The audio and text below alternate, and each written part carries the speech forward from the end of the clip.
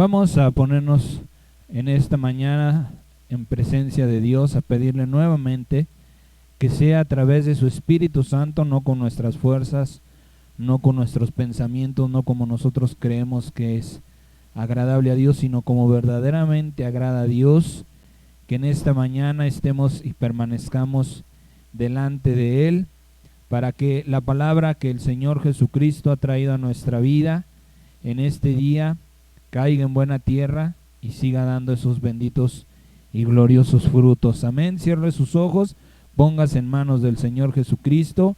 En un mismo corazón vamos a pedirle a Dios que esta palabra se cumpla sus santos propósitos. Padre Dios nuestro, en el nombre de Jesucristo, tú nos has llamado, Señor, a tu presencia. Hemos respondido a ese llamado, Señor, hemos sentido esa dulce presencia, hermoso Jesucristo, el mover de tu Espíritu Santo en nuestro interior. Por esto te adoramos, te bendecimos, te damos gracias, Padre. Te pedimos una vez más, Señor Jesús, que a través del derramamiento, Señor, de esa sangre limpia, bendita, poderosa, Señor, tú limpies todo nuestro ser, espíritu, alma y cuerpo. Te pedimos perdón por todo aquello, Señor, que ahora es contaminación, es suciedad, es inmundicia, Señor, es oposición al bien que tú tienes para cada uno de nosotros, Padre. Te pedimos en el nombre de Jesucristo, perdónanos, límpianos, Señor, abre nuestra mente, danos, Señor, un entendimiento perfecto, Jesucristo hermoso, de lo que tú vas a hablar en esta mañana. Te pedimos, Señor, abre nuestros oídos, abre nuestros ojos, circuncida nuestro corazón. Ayúdanos, Padre, yo te ruego verdaderamente, Señor, te ruego que nos ayudes a estar conscientes de lo que tú estás hablando, Señor, porque grandes son tus palabras, grande es el mensaje que estás hablando a tu iglesia en este tiempo, porque vienes pronto, Señor. Ayúdanos a recordar eso, que vuelves pronto y tenemos que estar preparados para dejar ya todas aquellas cosas, Señor, de verdad, olvidarlas, ponerlas, como decía tu amado Pablo, Señor, tenerlas por basura y verdaderamente, Señor, enfocarnos a lo que nos conviene, hermoso Dios. Pero separados de ti no lo vamos a lograr. Por eso te lo pedimos en este día, en esta mañana, por el cual te damos gracias. En esta hora renunciamos, Señor, al espíritu de hombre, Señor, al pensamiento, a la mente, al corazón humano, Señor, porque todo lo que es espiritual para el hombre natural es locura. Pero nosotros, Señor, preferimos estar locos, pero acuerdos en el entendimiento de la profundidad de tus palabras, hermoso Jesús. Por eso, Padre Santo, renunciamos a lo que fuimos, al viejo hombre. Yo renuncio a Guillermo de la Garza Ambriz, para que tu Espíritu Santo, Señor, se levante, para que seas tú, mi dulce Dios, haciendo la obra, como hemos comenzado desde el corazón, de dentro hacia afuera, Señor. Tú hagas lo que bien has concedido y has querido en esta mañana, Señor, y ruego por todos los santos que van a recibir este mensaje, Padre Santo, para que en la misma manera, Señor, sean limpiados, sean sanados, sean santificados, y tus palabras, Señor, no caigan a tierra sin que cumplan el verdadero propósito. Hágase todo, Rey de Gloria, conforme a tu voluntad. Declaramos tu presencia, Señor, en este lugar, y tus ángeles guardándonos, Señor, de toda acechanza del maligno, Señor, y de todos sus siervos. En el nombre de Jesucristo, conforme a tu voluntad, se hagan las cosas, Padre, para gloria, honra y alabanza de tu nombre. En el nombre de Jesucristo. Amén. Bien, vamos a continuar con con esta serie que empezamos para gloria de Dios la semana pasada, en la profundidad de la sabiduría de Dios. En esta hora vamos a tratar un tema quizás un poco raro, pero usted lo va a ir viendo, porque el tema lo anunciamos la semana pasada: genética y genealogía. Vamos a ver qué tiene que ver o cuál es la relación de estas dos ramas de la biología, la genética y la genealogía, con Dios y con nuestra salvación y con nuestra transformación. Es bien importante que nosotros, gracias a Dios, de verdad le damos gracias a Dios por la revelación, por la dirección que a través de su Espíritu Santo nos va concediendo día a día, porque antes que el Señor partiera le dijo a sus discípulos: muchas cosas tengo todavía que decirles, pero aún no están preparados para recibirlas. Aún no tienen la fe, el amor suficiente para recibir esas palabras. Y así, gracias al Señor Jesucristo, hemos ido creciendo, hemos ido madurando.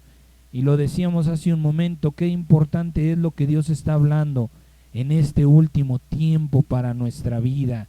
Vamos a continuar, vaya, regrese por favor donde nos quedamos. Vamos a releer el libro de Isaías, el capítulo 55. Si usted lo recuerda, la semana pasada ahí el Señor nos dio la última cita bíblica. Con esa terminamos y con esa vamos a comenzar en esta hora, hablando en el poder del Señor por medio de su palabra. Amén.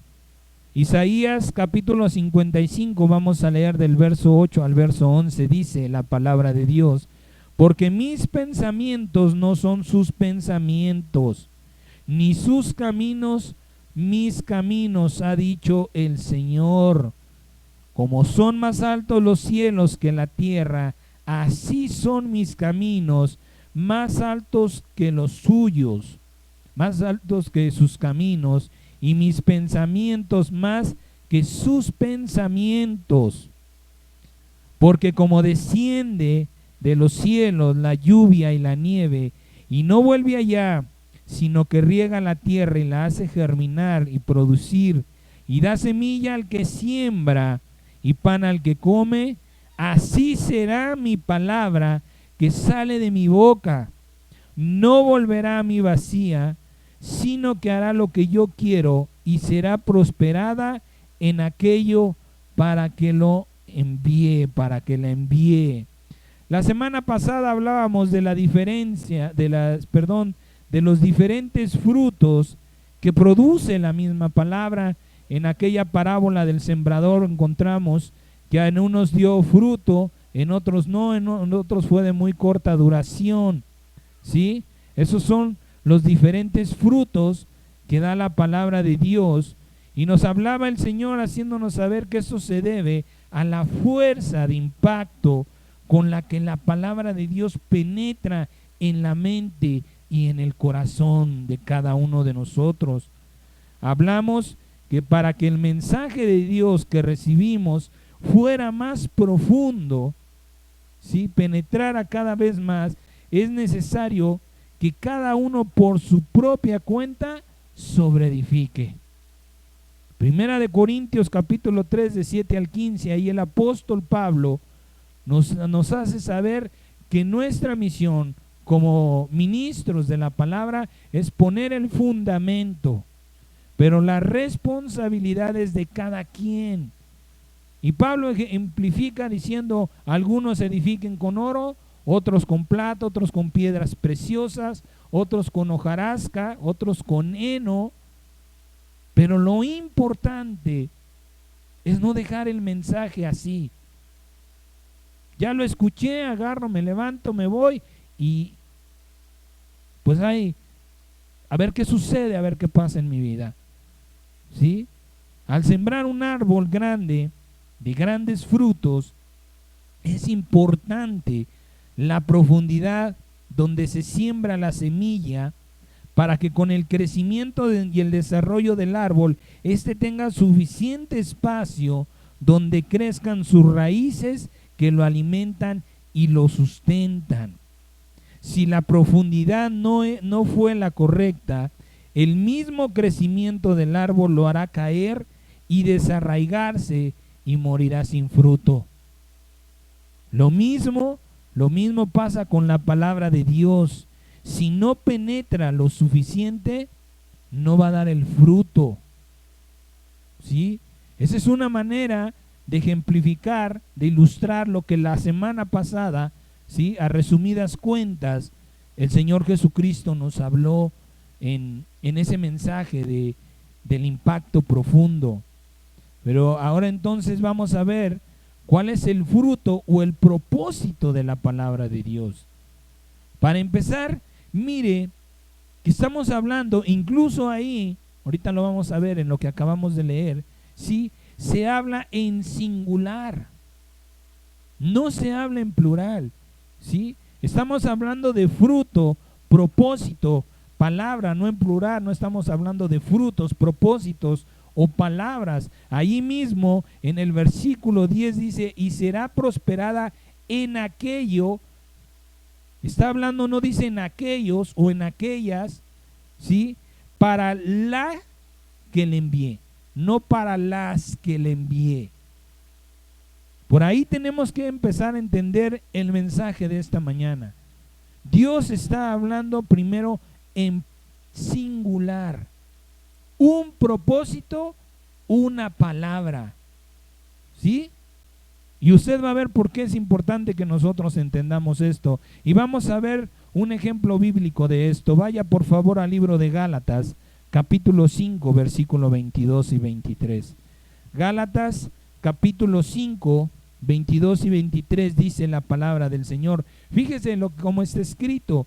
Mas el fruto del Espíritu es amor, gozo, paz, paciencia, benignidad, bondad, fe, mansedumbre, templanza. Mire cómo el Señor nos muestra un solo fruto, ¿sí? Un solo fruto no está compuesto solamente de un solo elemento. Son varios elementos los que componen un fruto. Si algún hijo de Dios tiene 8 de las 9 virtudes, ¿sí?, de las 9 virtudes, el fruto aún no está completo. El fruto del Espíritu no se trata de una elección, sino de plenitud, de llenura, ¿sí? Y solo se podrá decir que el fruto del Espíritu se ha manifestado cuando esté completo, cuando se manifiesten las 9 virtudes del Espíritu Santo, no 5, no 6. Tenemos que trabajar porque esas 7 virtudes produzcan un fruto. Cuando todo esto esté manifiesto en nuestra vida, podremos decir que en nosotros se ha manifestado verdaderamente el fruto del Espíritu Santo. Hay algunas enseñanzas, algunos pastores que equivocadamente dicen los 9 frutos del Espíritu.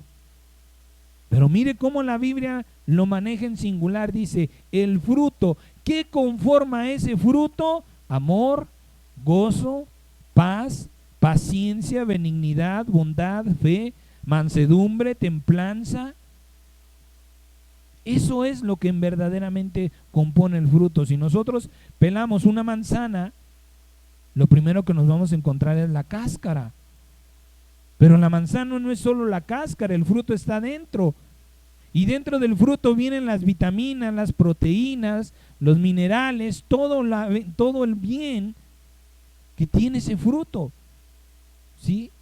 Por eso el Señor en esta mañana quiere que entendamos por qué la particularidad de hablar en singular. ¿Por qué estamos hablando de un fruto o de un propósito de una palabra? Como lo decíamos la semana pasada. ¿Por qué si es una misma palabra, la interpretación, primeramente la interpretación y después los frutos, dependen de quien lo recibe? ¿Cómo es eso posible si es la misma palabra?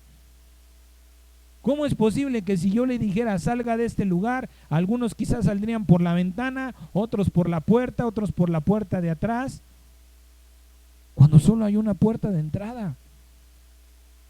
¿A dónde quiero que comencemos? ¿Se está dando cuenta usted que estamos haciendo conciencia Escuche bien a dónde nos está comenzando a llevar el Señor. Hacer conciencia de cómo está trabajando nuestra mente. ¿Cómo es posible que esto suceda? ¿Sí?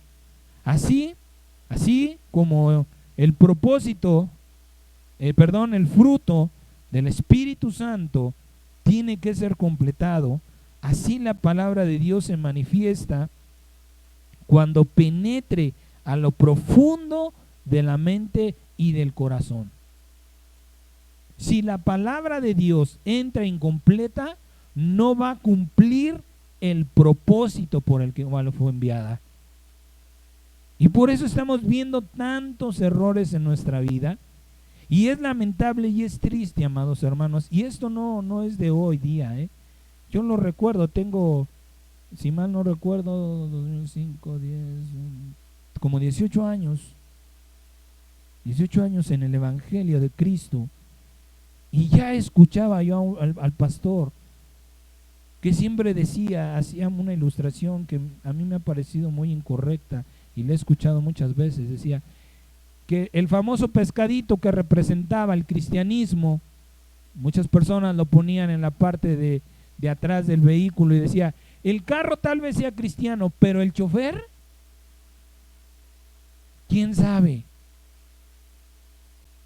Mucha de la condición lamentable en la que hoy nos encontramos a la iglesia de Cristo es precisamente porque los peores enemigos, rivales o contrarios de la iglesia de Cristo somos nosotros mismos.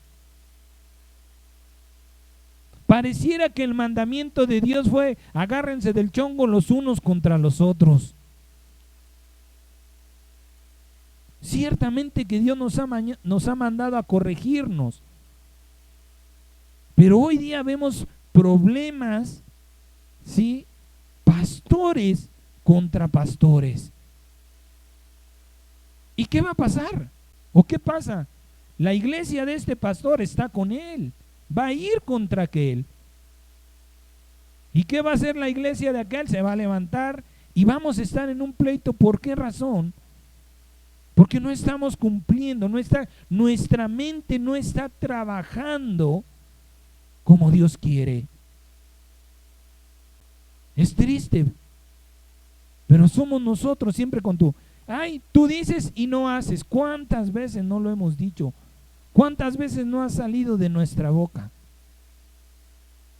¿Y qué sucede? No estamos viendo el impacto de la palabra que sale de nuestra boca en la persona. En lugar de inspirarlo, en lugar de motivarlo, ¿qué hace? Se deprime, se siente mal, no está pasando nada en mi vida, es que entonces o Dios no me quiere o qué está pasando, en lugar de, no, mire, estás mal, te estás equivocando, pero sigue adelante, esfuérzate, sé valiente. Sigue orando y Dios te dará esas armas, esa fuerza. Eso es algo que le hace muchísima falta a todos los hijos de Dios, no nada más en la congregación. Porque cuántas veces nosotros entre familia, que estamos en Cristo, le vuelvo a repetir, somos los peores rivales de nuestra familia. No es lo mismo decir, oye, lo que estás haciendo no concuerda con lo que estás diciendo. Pero somos malos, crueles. No lo decimos en el afán de corregir, de que la persona se corrija, sino de herirla, sino de lastimarla, sino de derrumbarla. Y estamos, por eso le digo que los peores enemigos de la iglesia están en la iglesia. El Señor dijo, los enemigos del hombre son los de su casa. Y todo va a venir a redundar porque nuestra mente no está procesando perfectamente bien la información. ¿Por qué razón? Porque le estamos dando una información a medias, incompleta, inconclusa. Y esa, como lo repetimos, es nuestra responsabilidad. Quizá darle otra repasada al mensaje. Quizá pedirle al Señor, Señor, si a mi hermano le faltó algo, que tu Espíritu Santo me lo dé. Y seguir sobreedificando. ¿sí? Pero si el mensaje es incompleto, imagínese usted que comprara un aparato, no sé, tal vez un carro, y recibiera usted la mitad del instructivo.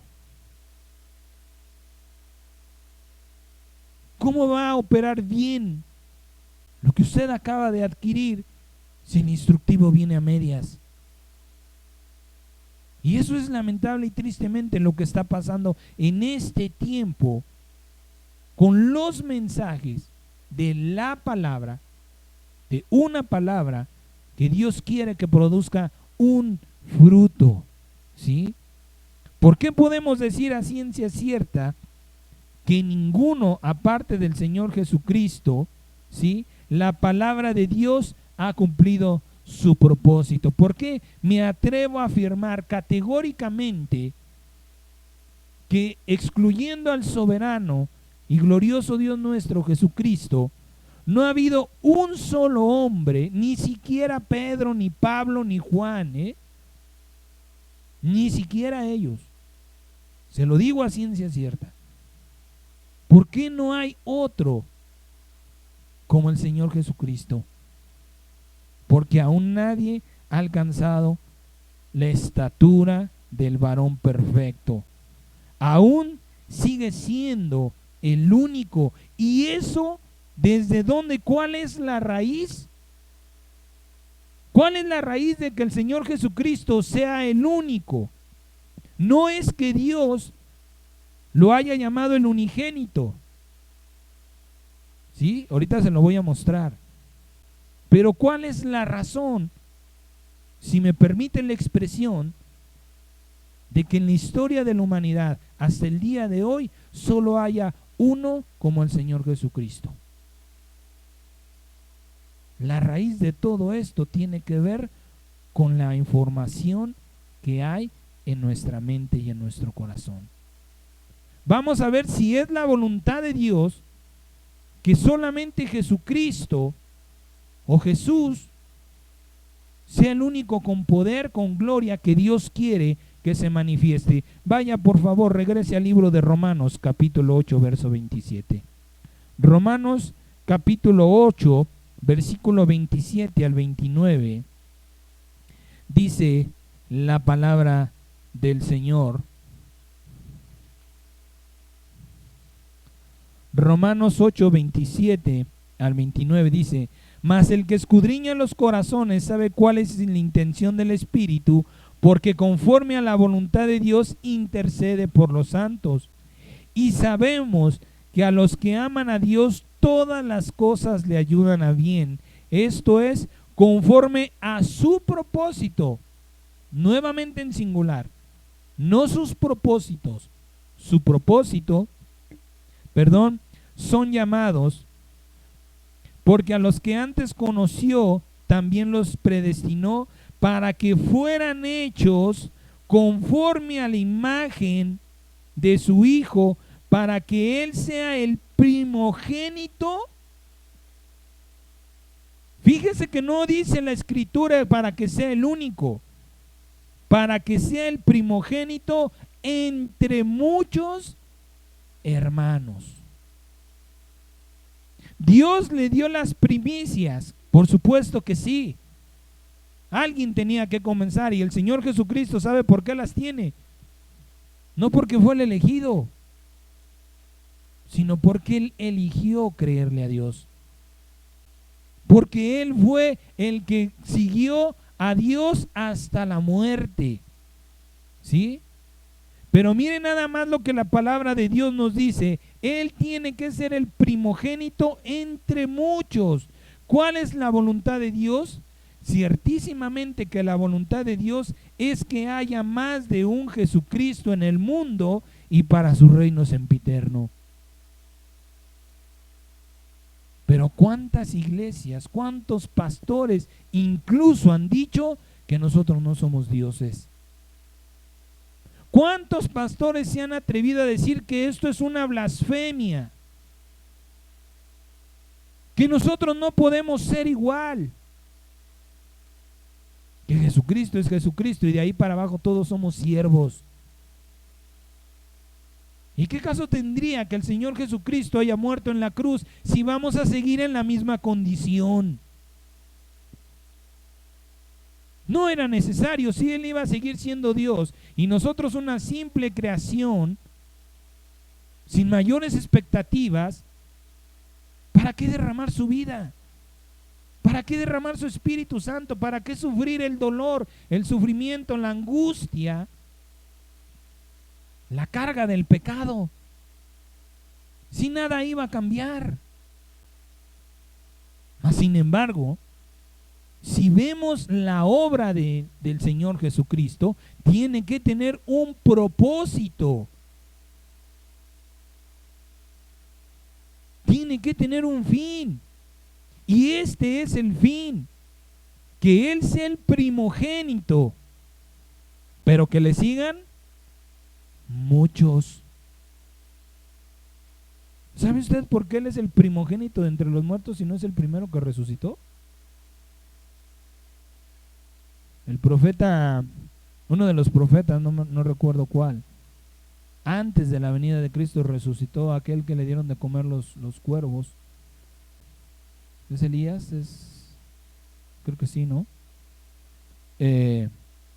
Con aquella mujer con la que él está, se muere su hijo, se echa sobre él y lo hace volver. El Señor Jesucristo resucitó a Lázaro. La Biblia nos habla que llevaban el féretro y el Señor, al ver a la madre triste, resucita al muerto, al joven. Y entonces, ¿por qué el Señor Jesucristo es el primero? Porque es el primero que no fue resucitado. Es el primero que resucitó. Tengo poder para poner mi vida y tengo poder para volverla a tomar. Nadie lo resucitó. Él, por el Espíritu Santo en él, Él se entregó a la muerte y Él resucitó. Por eso es el primogénito. Pero escuche lo que Dios está diciendo. Lo que Dios está esperando es que usted haga lo mismo también. Que usted confíe en que Dios le ha dado el mismo espíritu para que usted ponga su vida y también la vuelva a tomar. Pero si usted le dice esto a aquellos muchos pastores, y raíz de todas esas cosas son las teologías, porque siquiera fuera una sola teología, pero depende de la organización en la que están, ¿sí?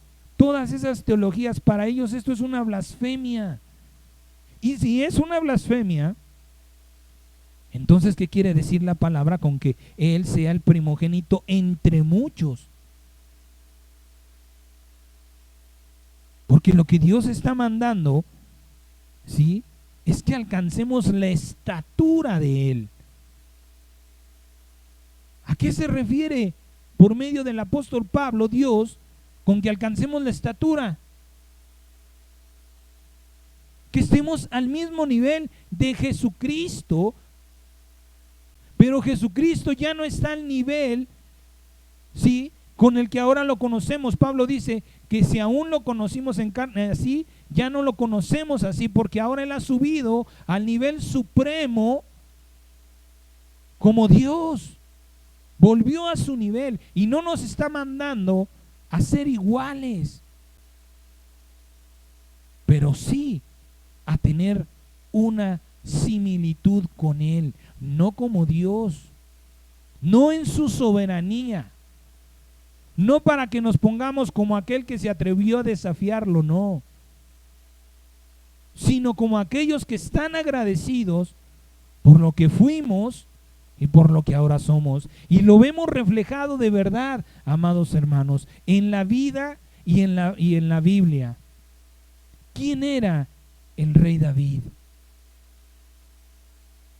¿De dónde lo sacó Dios y a dónde lo puso Dios? Dios lo sacó, ¿sí?, de un pastorado, de cuidar animales, de ser el menor en su familia, y lo ha puesto como rey sempiterno, porque a él se le prometió que él vendría a reinar sobre las 12 tribus de Israel. Él es el rey puesto por Dios y a nadie se lo va a quitar. Entonces esto no es una locura, esto no es un invento, esto no es una falacia, esto es real porque Dios nos lo muestra a través de las escrituras. ¿De dónde sacó a los apóstoles?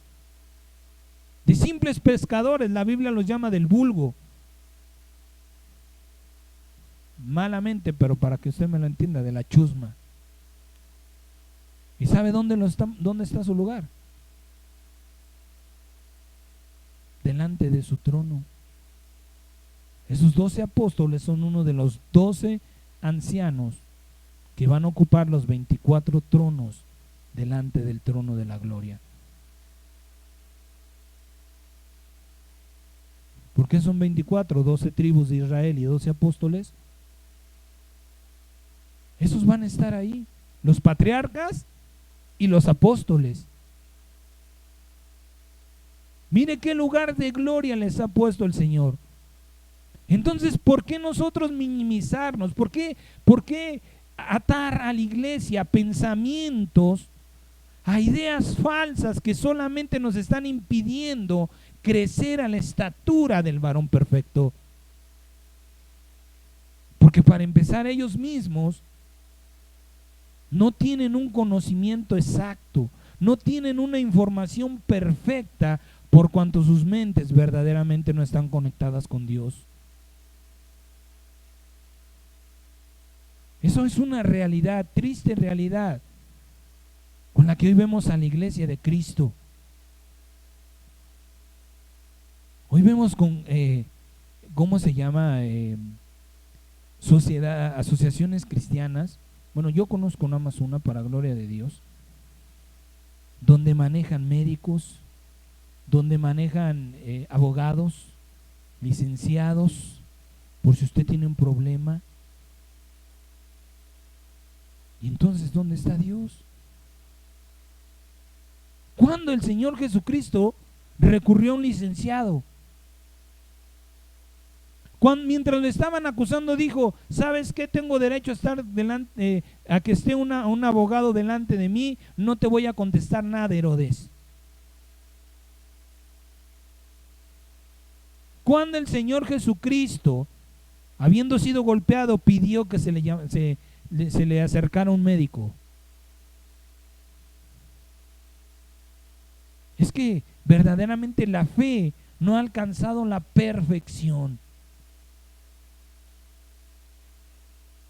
Creemos en un Dios que sanó a una mujer de 18 años de enferma, pero a mí no me va a sanar. Creemos en un Dios que sacó 2000 demonios de un hombre y a mí no me puede limpiar. Y todo esto, y lo voy a estar repitiendo, y perdónenme la redundancia, es porque no tenemos una información completa. ¿Sí? ¿Por qué hasta hoy solo se ha manifestado uno solo en esa grandeza, Jesucristo? El problema está en que no hemos conocido y aceptado el propósito de Dios. Y escuche lo que le voy a decir. Usamos la palabra de Dios para nuestros propósitos. Y así impedimos que la palabra de Dios cumpla el propósito de Dios o la voluntad de Dios. Y este error viene de la genealogía, viene de nuestros antepasados, viene por una mala información que nuestro pastor, ministro, como usted lo quiera llamar, sembró en nuestra mente. Porque sí está escrito, amado hermano, Dios mismo lo mandó: pidan y recibirán. Y hemos usado las escrituras para usar, tal vez, no sé si sea la manera correcta, de usar la palabra de Dios contra Dios. Tu palabra dice: pidan, y yo quiero esto, esto y esto y esto. ¿Quiere usted prosperidad? Ahí está en la palabra. ¿Quiere usted un buen matrimonio? Ahí está la palabra. ¿Quiere buenos hijos? Ahí está la palabra. ¿Qué quieres? Para todo lo que quieras, verdaderamente, ciertamente, no hay mentira en esto. Ahí está la palabra de Dios. Pero ¿cuál es el mejor propósito de la palabra de Dios? Lo vemos en aquel que dijo: pero no se haga como yo quiero, sino como tú. ¿Cuál es la mejor manera de pedirle a Dios? Señor, haz conmigo conforme a tu voluntad. Tú me conoces perfectamente bien. Si yo estoy preparado para perder esta familia o el precio, digámoslo así, de tu propósito es mi familia, hágase tu voluntad. Si el precio de tu propósito es mi negocio, no se haga como yo quiero, sino como tú. Si el precio de tu propósito es mis deseos, lo que yo anhelo, no se haga como yo quiero, sino como tú. ¿Se da cuenta cómo nuestra información está equivocada? Porque ciertamente que si nosotros usamos la Biblia, vamos a obtener esos beneficios de la Biblia. Pero ¿qué pasa con aquel que dijo: mis pensamientos son de bien y no de mal? Para darles de una manera mucho más grande de lo que ustedes están pidiendo. ¿Para qué usar la Biblia? ¿Sí? Para mi propósito, si el propósito de Dios dice: es mucho más grande mi propósito que el tuyo. ¿Qué nos conviene verdaderamente? ¿Usar la Biblia para nuestros propósitos o usar la Biblia para el propósito de Dios? Y eso en realidad no lo habíamos dimensionado. Estaba oculto este mensaje en el Señor. Y le vuelvo a repetir, es triste que la mala información que se da hoy día en muchas iglesias es precisamente por la ausencia de comunión e intimidad con Dios. Y no le estoy diciendo que yo no he usado la palabra de Dios a mi conveniencia, y yo no le estoy diciendo que yo no soy de aquellos que cometieron el error, no. También. Pero si Dios nos está mostrando el error, no es para señalarnos, ni para culparnos, ni castigarnos, sino para corregirlo. El propósito de la Biblia no es que tú pidas y recibas. El propósito de la vida, de la Biblia, es que el propósito de Dios se manifieste en tu vida. Que el fruto del Espíritu Santo se complete en tu vida. No nada más con paciencia y, ay Señor, pues la paciencia no es lo mío. Mira, la benignidad tal vez. El amor, pues sí, por ahí va. Pero la templanza no me la pidas. Entonces no vas a completar un fruto. Es que hay una mala información, ¿sí? Y esto, la raíz de esto viene de nuestros antepasados.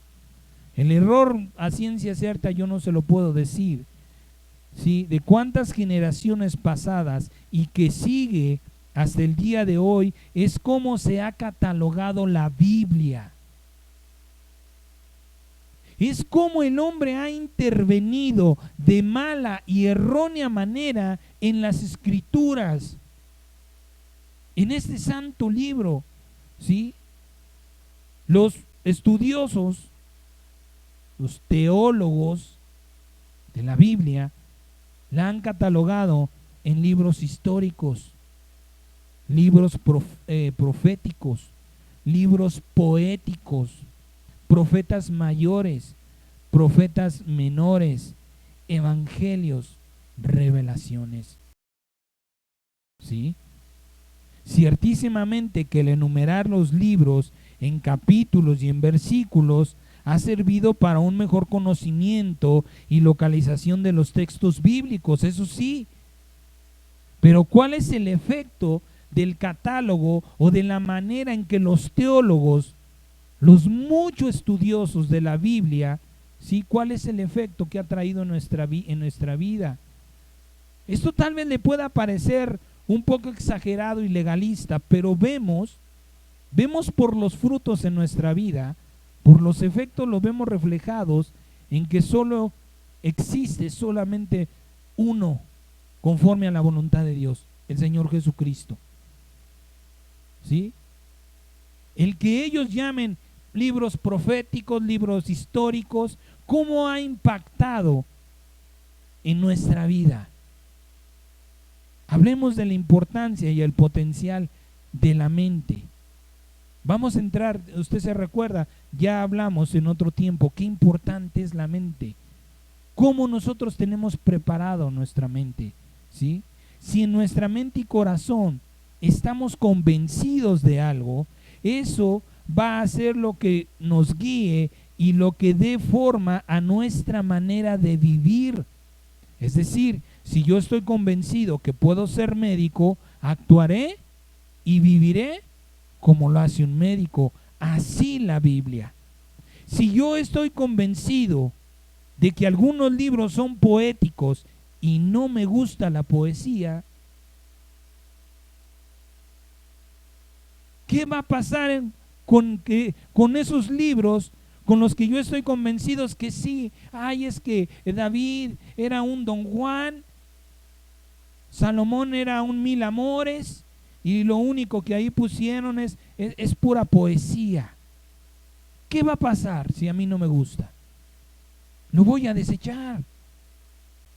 ¿Y a quién estoy desechando? Estoy desechando el propósito de Dios. El propósito de Dios. Si yo estoy convencido que del libro del Éxodo en adelante son libros históricos y a mí la historia para nada me agrada, ¿qué es lo que voy a hacer? Estoy renunciando, estoy desechando la palabra de Dios y por tanto el fruto, el propósito de Dios no se va a completar. Si Dios quisiera, en la venida de Jesucristo, que partió la historia, que solamente usted y yo fuéramos bendecidos, sanados, alumbrados y todos los propósitos que tiene la Biblia, desde Mateo hasta Apocalipsis, hubiera desaparecido el Antiguo Testamento. Pero sí permanece, aunque el libro de los Hebreos dice que lo que se dio por viejo está a punto de desaparecer, aunque está próximo a desaparecer, no dice que lo desechemos. Aunque sea viejo, todavía produce y es parte de la palabra de Dios. Si nosotros menospreciamos cualquier libro que esté en la Biblia, estamos renunciando al propósito de Dios. Así como el fruto del Espíritu tiene 9 virtudes, tiene 9 elementos, la Biblia es una, y es desde Génesis hasta Apocalipsis. Para que el propósito de Dios se cumpla en su vida, para que la palabra de Dios dé ese fruto, usted tiene que leer desde Génesis hasta Apocalipsis.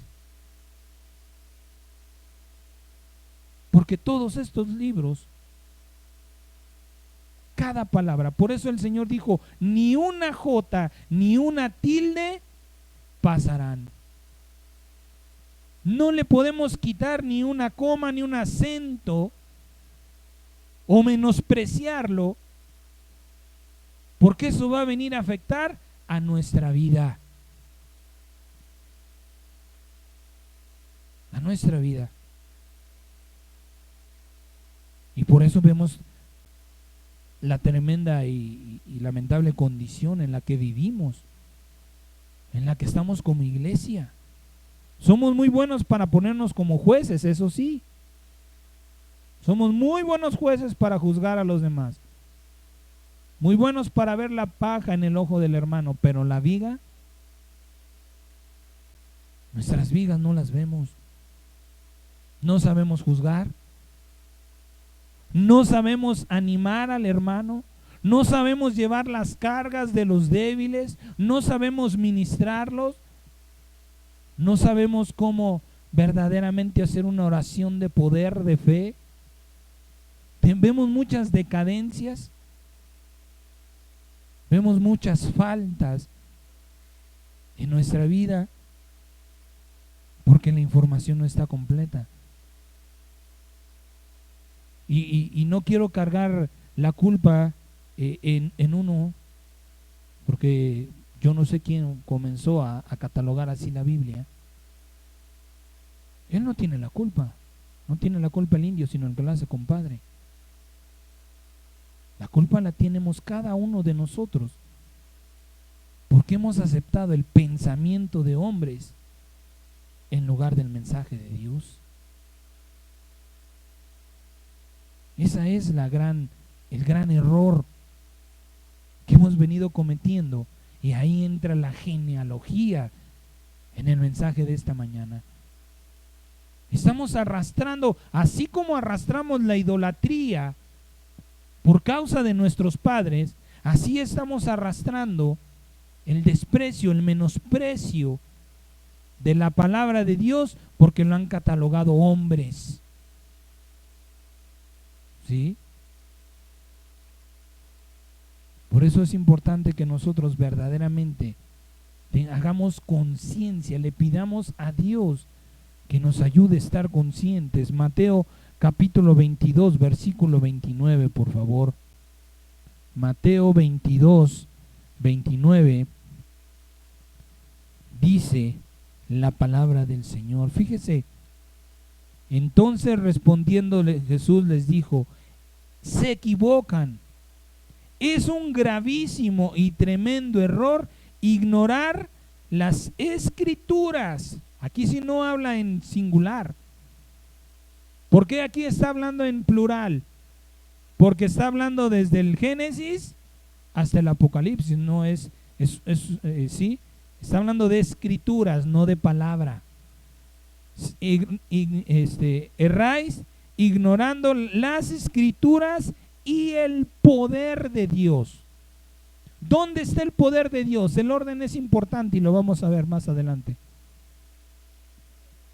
En las escrituras.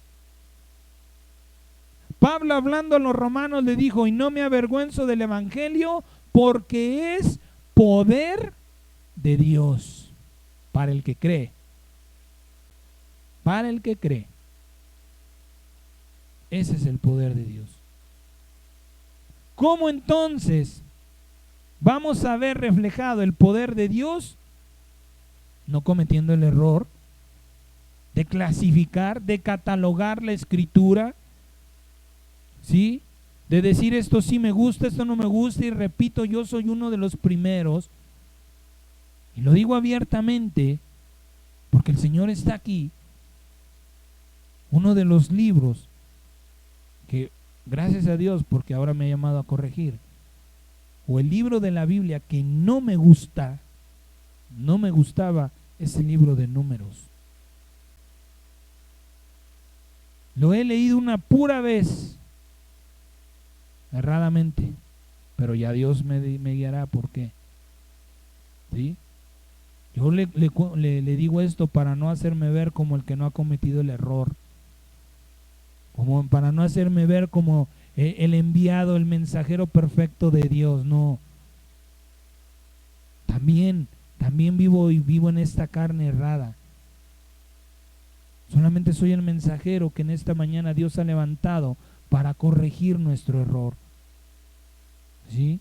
Por eso dice el Señor: Bien, estas palabras podría yo tomarlas de parte del Señor Jesucristo en esta mañana, diciéndome: te equivocas al ignorar el libro de los números, porque también ahí hay poder de Dios. Porque también ahí me he manifestado yo.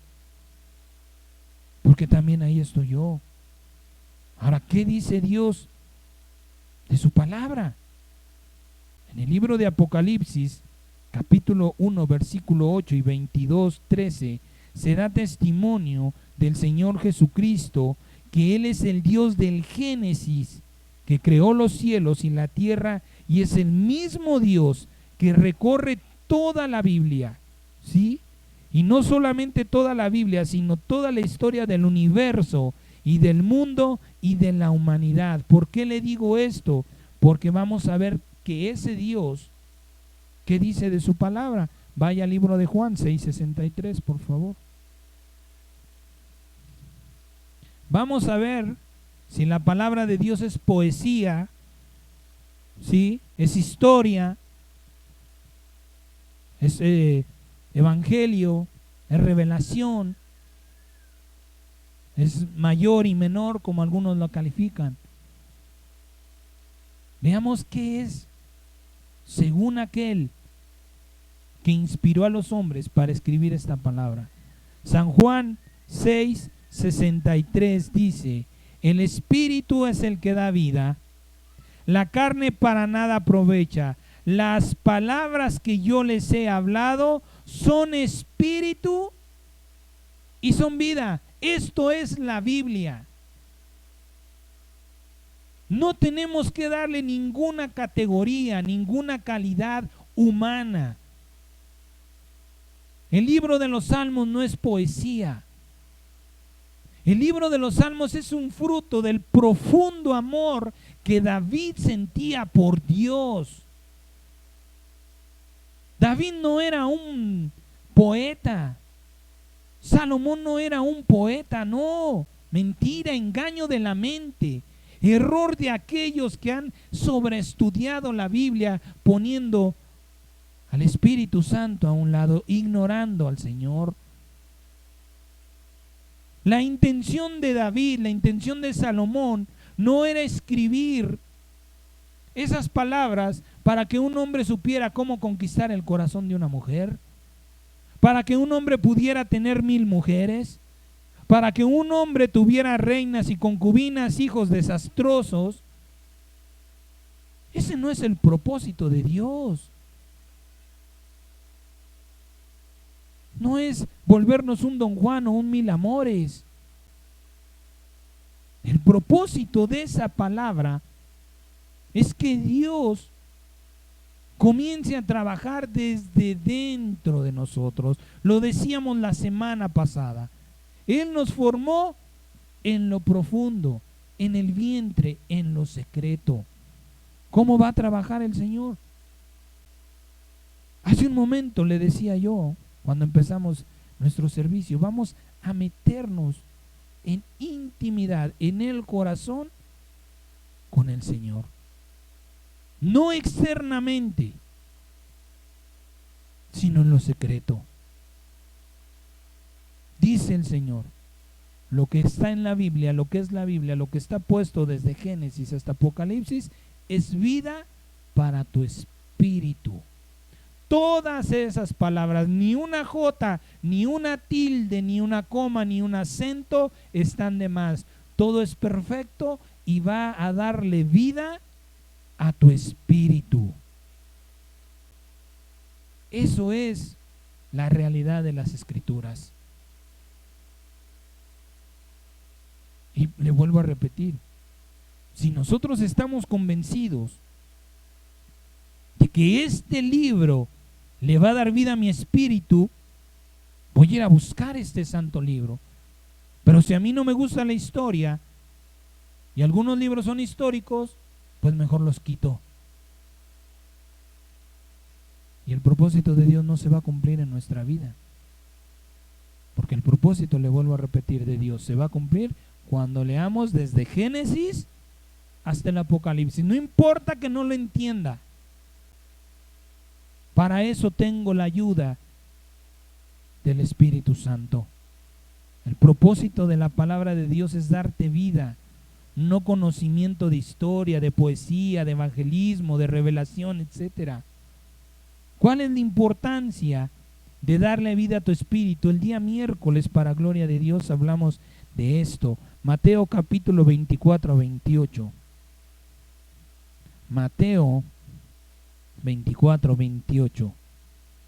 Dice la palabra del Señor: porque donde quiera que estuviere el cuerpo muerto, allí se juntarán las águilas. El día miércoles hablamos de la mala interpretación de estas palabras.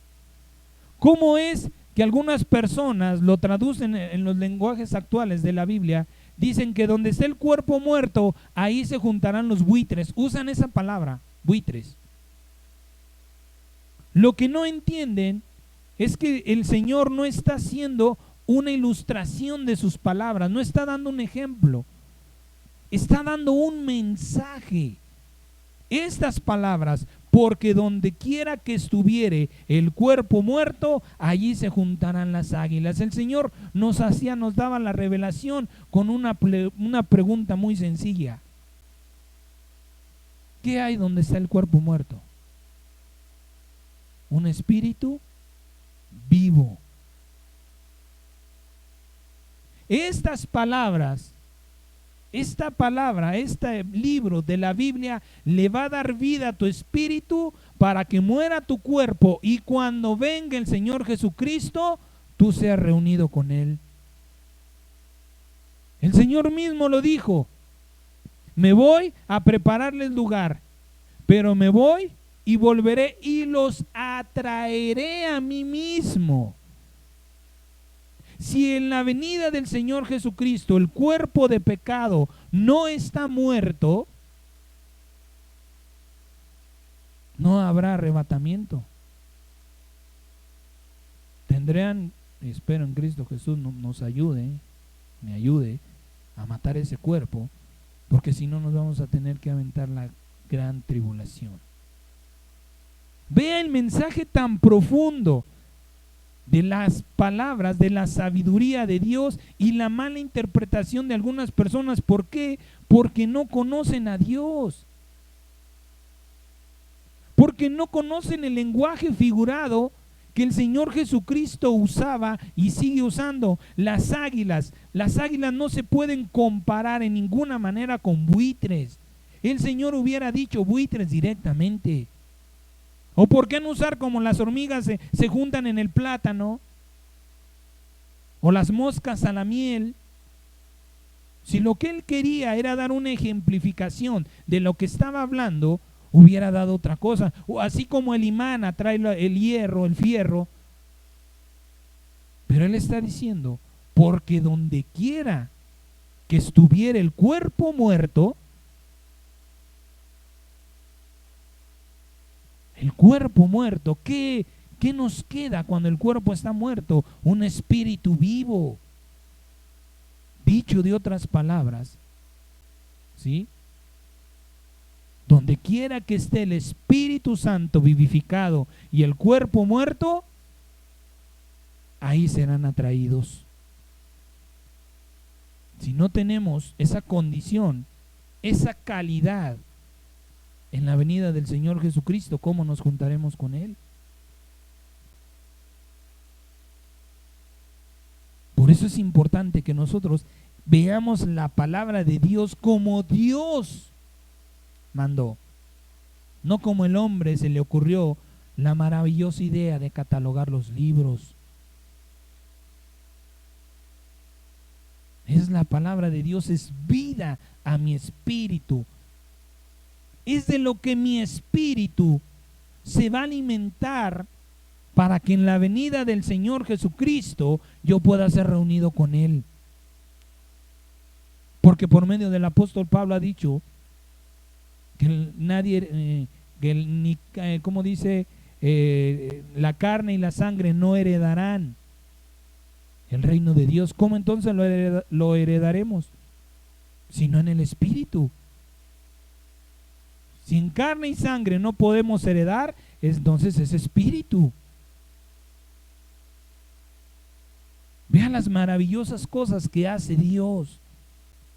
¿Cómo no podemos tomar la Biblia tan a la ligera o no conformarnos con lo que se nos dice? Por eso es importante que nosotros sobreedifiquemos. Sí, tenemos que confiar en alguien. Por supuesto, el hombre es la gloria de Dios, el mensajero de Dios. Pero recuerde, guarde en su corazón que nuestra misión es poner solamente el cimiento, nada más. De usted depende si quiere un edificio de 3, de 4, de 5, de 6, de 20, de 200 pisos. Si quiere una torre, o se va a conformar con una casa de un nivel. Eso ya es de cada quien. Eso usted no le va a poder ir a recriminar a Dios, ni puede venir a recriminármelo a mí. Porque la Biblia dice, yo como perito arquitecto puse los fundamentos, la base, los cimientos, pero cada uno mire cómo sobreedifica. Y ese es el propósito de la palabra de Dios. Que nosotros verdaderamente conozcamos, ¿sí? Realmente conozcamos cuál es el propósito de esa palabra que Dios nos ha dado. Y dice, es que tu espíritu esté vivo, que el cuerpo del pecado muera. Si el cuerpo del pecado está vivo y el espíritu muerto, no habrá reunión con Cristo. ¿Cómo cambiará? ¿Cómo cambia esto la palabra de Dios? Cambiando desde nuestra genética. Mire, le voy a dar una breve información de lo que es genética.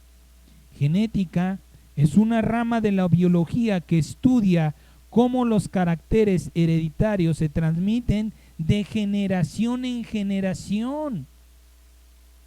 Los genes son las unidades de información que emplean los organismos para transferir un carácter a la descendencia.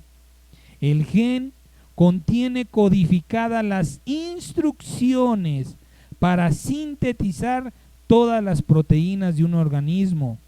Estas proteínas son las que finalmente darán lugar a todos los caracteres de un individuo.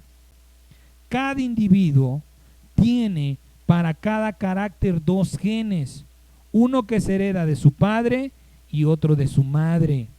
Hay genes que son dominantes e imponen siempre la información que contienen. Otros, en cambio, son recesivos y en ese caso solo se expresa en ausencia de los genes dominantes. En otras ocasiones, la expresión o no depende del sexo del individuo. En este caso se habla de genes ligados al sexo.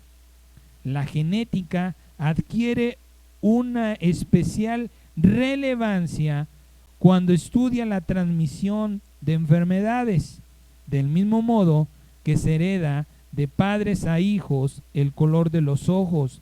También existen enfermedades que se pueden transmitir a la descendencia. En este caso se habla de enfermedades de genética o hereditarias.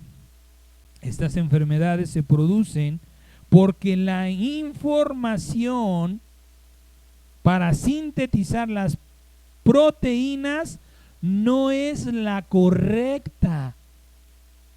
Yo le estoy dando una información científica comprobada por el hombre, no en el espíritu.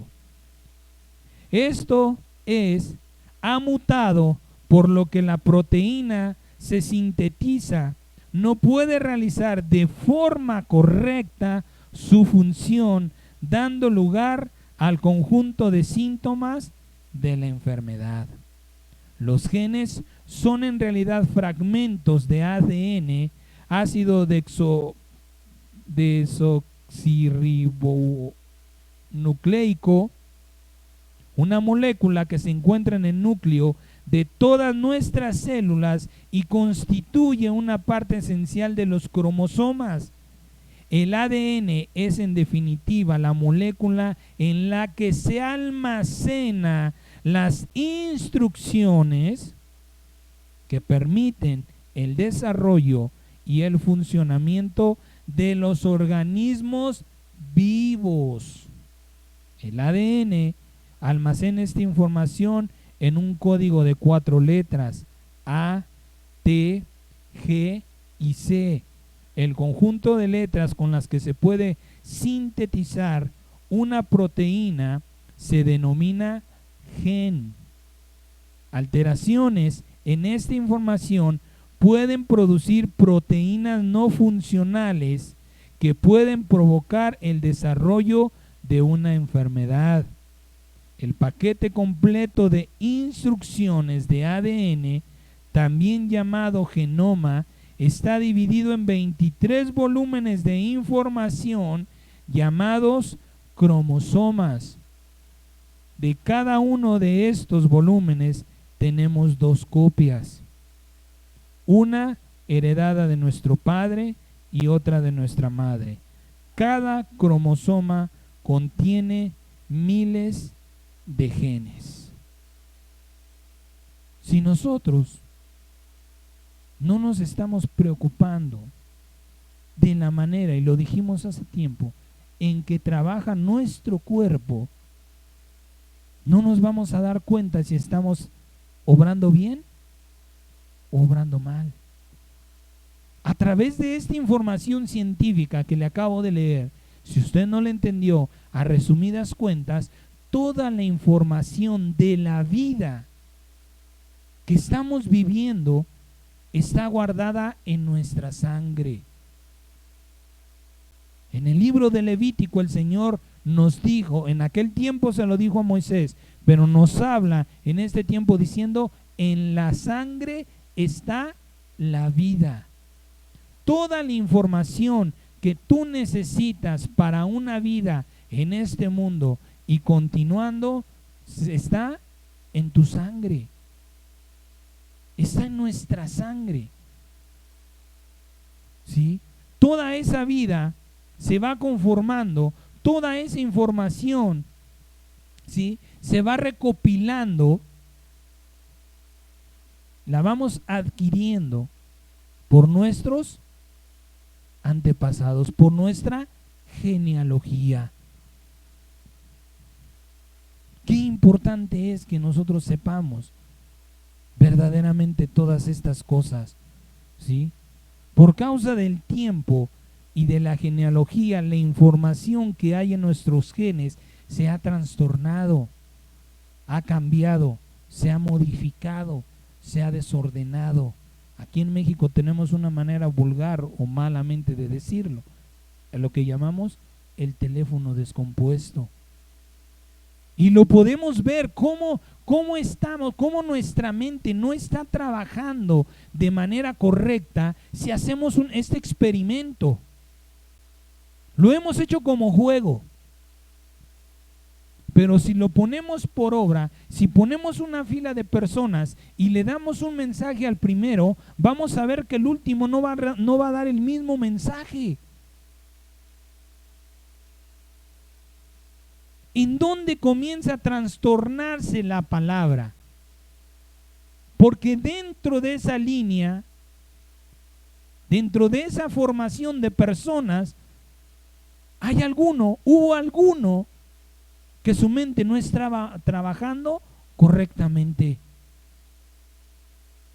Y trastornó y manipuló el mensaje a su manera y se fue cambiando y se fue modificando. Y así ha venido pasando con la Biblia. Porque no tenemos conocimiento de cuál es el propósito de la Escritura, es que tanto la hemos menospreciado. Porque vemos que los pastores nos agarran y nos llevan de fragmentos en fragmentos en la Biblia.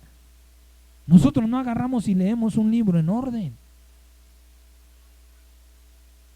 Porque nuestra mente no está trabajando, porque, bueno, Señor, si tú así lo mandaste, si este varón, así tu Espíritu Santo se lo puso, no quiere decir que yo por eso voy a agarrar este fragmento sí, este fragmento no. ¿Cuántas veces ha usted escuchado pastores que dicen, la Biblia está llena de promesas y usted aduéñese de la que le guste? Tome una promesa para su vida. ¿Por qué una? ¿Por qué dos? ¿Por qué tres? ¿Por qué si Dios dijo, el que venciera heredará todas las cosas? ¿Por qué mi mente conformista con que no pase la tribulación? Ay, con que mis hijos y mi familia sea salvo. Porque en nuestros genes está la mediocridad. Porque en nuestros genes está el mal de nuestros antepasados, el conformismo. Nada más con este mensaje y se acabó. ¿Para qué más? Y está trabajando de forma negativa nuestra mente, y los únicos perjudicados somos nosotros mismos. ¿Sí? Le voy a mostrar un graso error en la Biblia. En la Biblia, ¿eh? Lo que no es verdad es mentira, sea voluntaria o involuntariamente. Pero en la Biblia le voy a mostrar que una parte de lo que está escrito, lo que ahorita le vamos a ver, no es verdad. Regrese al libro al capítulo 1 de Mateo. Mateo 1:1. Y dígame usted si ya encontró la mentira ahí. San Mateo capítulo 1, versículo 1. Vamos a leerlo. Libro de la genealogía de Jesucristo, hijo de David, hijo de Abraham. ¿Dónde está la mentira?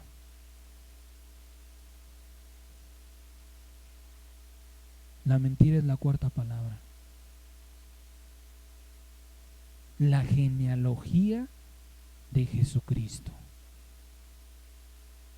Eso es una absoluta y tremenda mentira, ¿sí?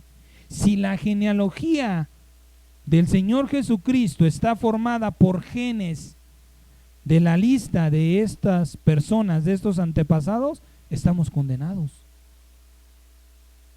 Si Jesucristo es el fruto de todas estas personas, no estamos hablando de un Salvador. No estamos hablando de alguien que puede librarnos de la muerte. No estamos hablando de un todopoderoso. ¿Sí? Por esta razón los judíos hasta el día de hoy siguen esperando al Mesías. Porque ellos ven y leen libro de la genealogía de Jesucristo. Eso quiere decir que este Jesucristo no vino del cielo, sino de la tierra. Que es un hombre como cualquiera. ¿Sí? Que es un hombre que tiene genealogía y genética como cualquier otro. Esta no es la genealogía de Jesucristo, sino la genealogía de José. Y José no es ni el padre, ni el padrastro, ni el tutor del Señor Jesucristo, porque él siempre dijo, mi Padre está conmigo. Pero la grandeza de estas palabras, los judíos no la reciben. Por eso es que usted, bueno, si lo ha visto, o si fuera a aquella ciudad, en aquel famoso muro de los lamentos, todavía están clamando por el Mesías. Todavía están esperando a aquel que ha de venir a redimir al pueblo de Israel cuando está por regresar. Porque dice Yo no sé por qué, no voy a culpar, porque el juez es el Señor Jesucristo. Tiene un propósito, claro, tiene un propósito. Pero yo no sé por qué Mateo se atrevió a decir o a escribir libro de la genealogía de Jesucristo. ¿Por qué la genealogía de Jesucristo? Jamás, nunca. ¿Cuál es entonces la genealogía de Jesucristo? ¿Lo dice la Biblia? Vaya por favor al libro de Hebreos capítulo 7. Mire si la Biblia nos deja a medias o con preguntas sin respuestas. Hebreos capítulo 7 del verso 1 al 3 dice la palabra: porque este Melquisedec, rey de Salem, sacerdote del Dios Altísimo, que salió a recibir a Abraham, que volvía de la derrota de los reyes, y lo bendijo, a quien asimismo dio a Abraham los diezmos, cuyo nombre significa primeramente rey de justicia y también rey de Salem, esto es rey de paz. Mire lo que expresa la Biblia de Melquisedec: sin padre, sin madre, sin genealogía, que no tiene principio de días ni fin de vida, sino hecho semejante al Hijo de Dios. Lo que se dice de Melquisedec, se dice del Señor Jesucristo. Si Melquisedec no tiene madre, ni padre, ni genealogía, es porque el Señor Jesucristo tampoco la tiene. No tiene genética, no tiene una genética humana, no tiene un desorden en su información. Todo está perfecto, todo es correcto, no ha sido modificado, no ha sido alterado por causa del tiempo y la mezcla de caracteres de padres. En otro tiempo, si Dios me lo permite, vamos a hablar, porque también hemos estado equivocados en esto y le doy gracias a Dios. Yo era una de las personas, vuelvo a aceptarlo, en que pensé que Melquisedec era el Señor Jesús, y no es así. Y se lo voy a probar bíblicamente. Le voy a dar nada más una probadita, ¿sí? El libro, este mismo libro de los Hebreos, dice que Dios declaró a Jesucristo como sumo sacerdote. Y mire lo que dice aquí, ¿sí? Hablando, vamos a terminar el versículo 3, hablando de Melquisedec, dice: semejante al Hijo del Hombre, permanece sacerdote para siempre. Una cosa es el sacerdote y otra muy distinta, el sumo sacerdote. Y los dos tienen eternidad. Si Melquisedec fuera el sumo sacerdote, ya no habría lugar para Jesucristo como sumo sacerdote. Ya, si Dios nos lo permite, en otro tiempo le amplificaré esta información. Pero si estamos hablando de corrección, pues vamos a corregir lo que pensamos. No es el mismo. Y le doy también otra alusión. Moisés es alusión de Jesucristo y no son el mismo. Adán es alusión a Jesucristo y no son el mismo, ¿sí? Para que usted vaya corrigiendo también esas cosas. Pero volviendo entonces a lo que hablamos, dice la palabra que a semejanza del Hijo de Dios, ¿quién el Hijo de Dios? Jesucristo. Melquisedec no tenía ni padre, ni madre, ni principio, ni fin de días. ¿Esto qué quiere decir? Que lo que está escrito en el libro de Mateo capítulo 1 versículo 1 es una mala información. Es una información equivocada que, le vuelvo a repetir, tristemente por eso los judíos no aceptan a Jesucristo. Yo he visto videos en que les preguntan a los judíos, oye, ¿quién es Jesús? Y de forma irónica, irrespetuosa, de manera lamentable, es primo de mi tío, es el barrendero de por allá. Se burlan, porque claro, lo vemos en la palabra. El Señor dice, porque teniendo ojos no ven y teniendo oídos no oyen, aún lo que tienen les será quitado. Porque ellos no quieren ver a Jesucristo como es. El Señor les dijo, no quieren creer a mis palabras, perfecto, crean a mis obras. Las palabras y las obras dan testimonio de mí.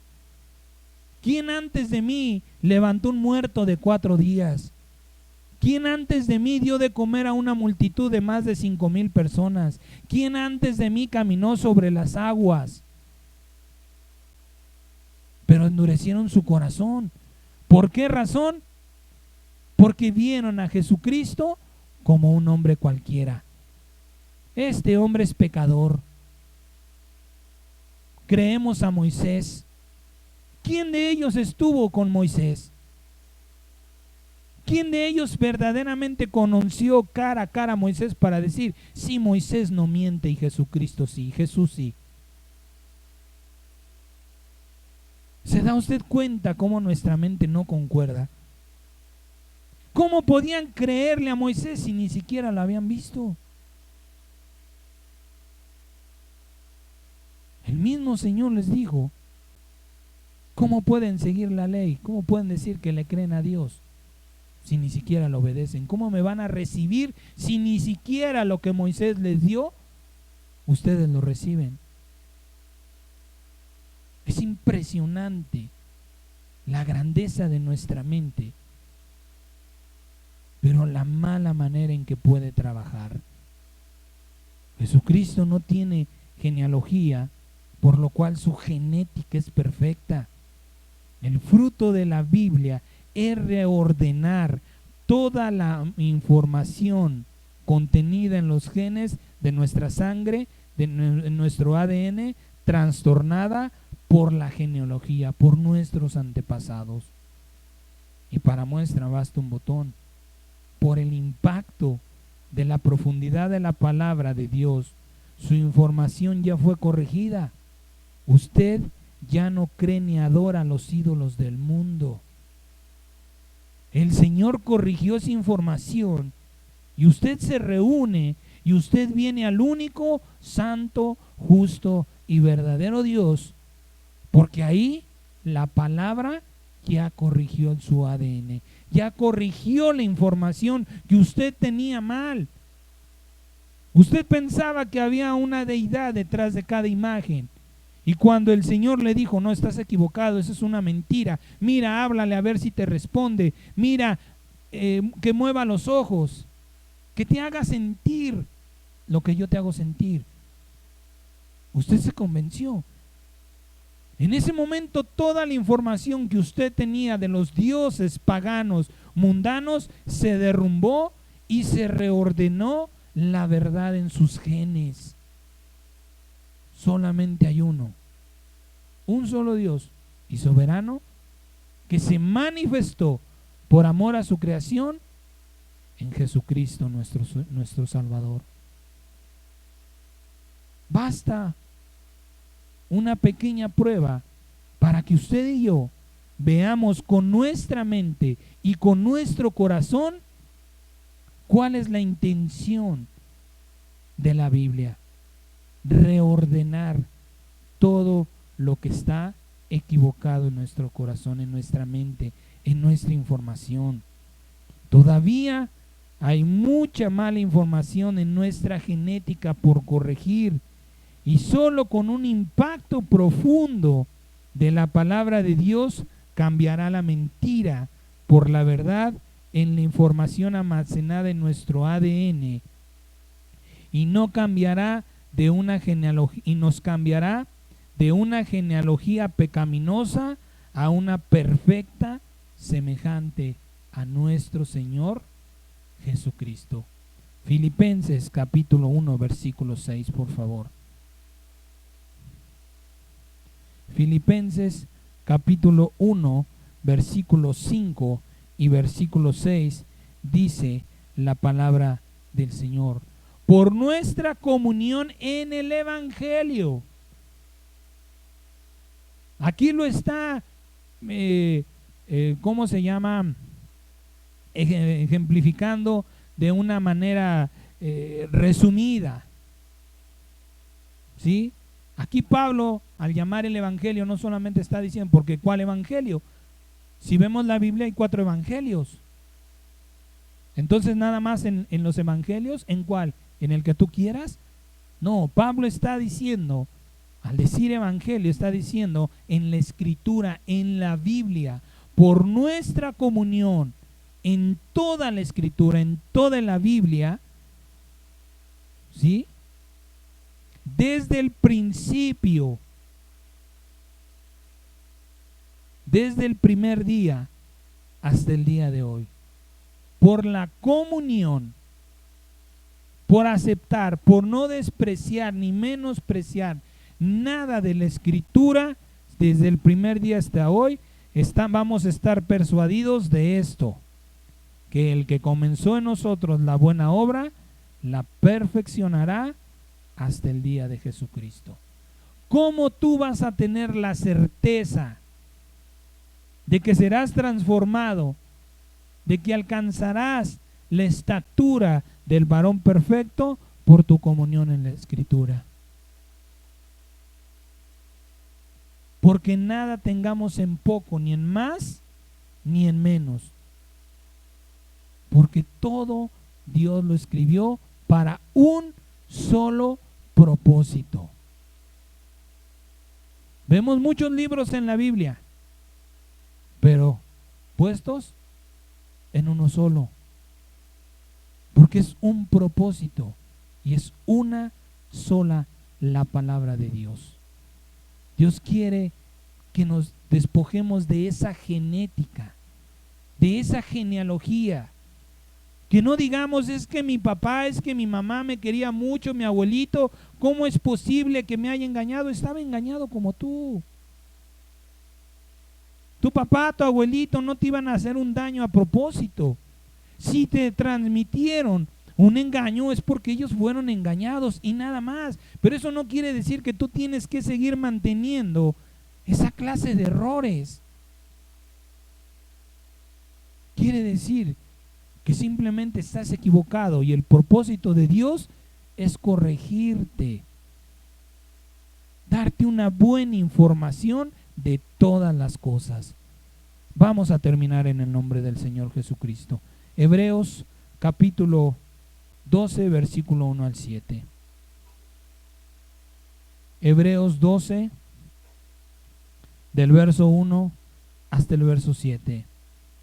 Dice la palabra: por tanto, nosotros también, teniendo en derredor nuestro tan grande nube de testigos, despojémonos de todo peso y del pecado que nos asedia, y corramos con paciencia la carrera que tenemos por delante, puestos los ojos en Jesús, el autor y consumador de la fe, el cual por el gozo puesto delante de él sufrió la cruz, menospreciando el oprobio, y se sentó a la diestra del trono de Dios.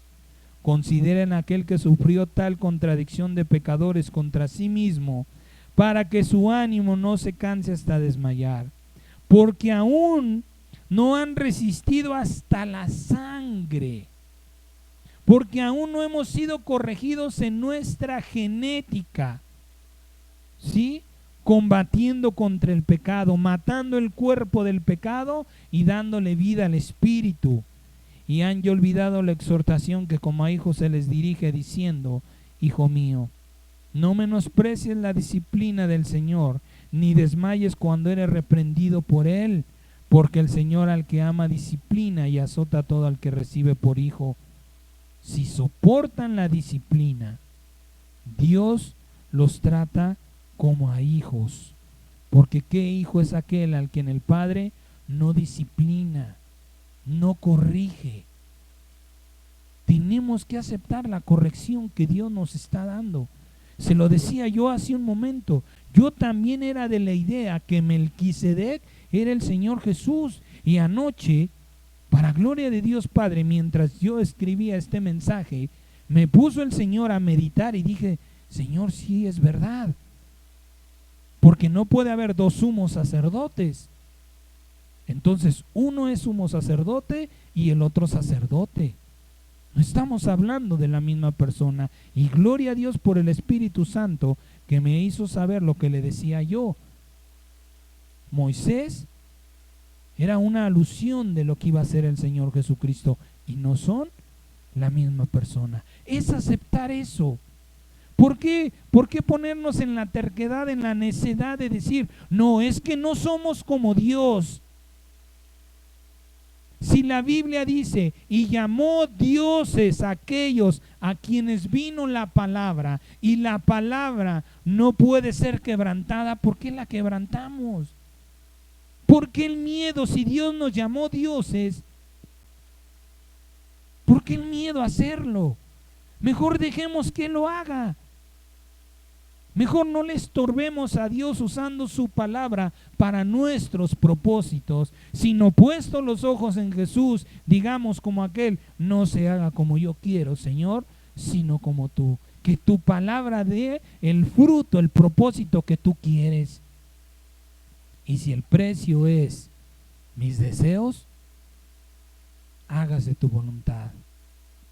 Si tengo que dejar de pedir como yo quiero, hágase tu voluntad, porque tienes una promesa de parte de Dios y guárdala en tu corazón. Dios te va a dar de una manera mucho más grande de la que tú piensas o siquiera te imaginas. Piensa verdaderamente qué te conviene. Terminamos en Apocalipsis capítulo 12, versículo 11 y 12. Apocalipsis 12, versículo 11 y 12. Mire cuál es la clave para vencer.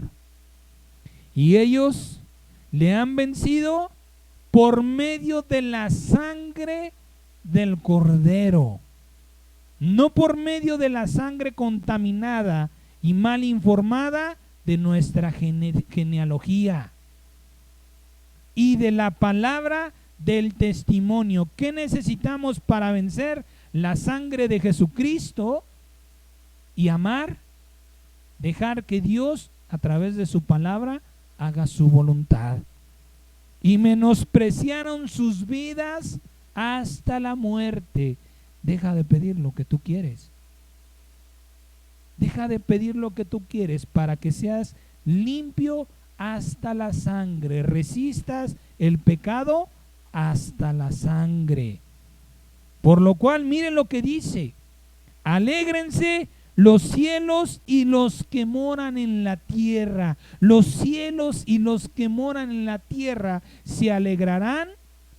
Habrá una fiesta en el universo cuando los vencedores hayan sido arrebatados. Pero miren lo que dice de los que tengan el cuerpo vivo y el espíritu muerto. Ay de los moradores de la tierra y del mar, porque el diablo ha descendido a ustedes con gran ira, sabiendo que tiene poco tiempo. Si para la venida del soberano y glorioso Rey nuestro cuerpo no está muerto al pecado y vivificado el espíritu, ay de nosotros que nos quedemos en la tierra, porque el diablo viene con gran ira. Mire lo que dice: viene con gran ira, sabiendo que tiene poco tiempo.